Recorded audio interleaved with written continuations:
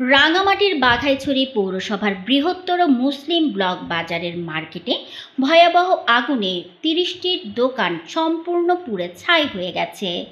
খাগড়াছড়ি থেকে বিপ্লব তালুকদারের প্রতিবেদনে দেখুন বিস্তারিত।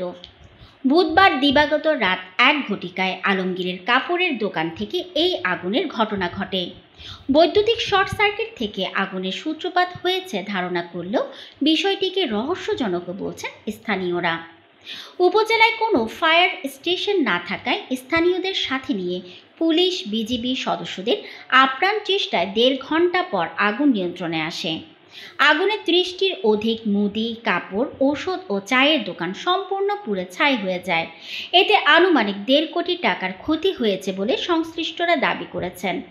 আগুনের সংবাদ পেয়ে বাঘাইছড়ি থানার ওসি ও বিজিবির ঊর্ধ্বতন কর্মকর্তাগণ ঘটনাস্থল পরিদর্শন করেছেন।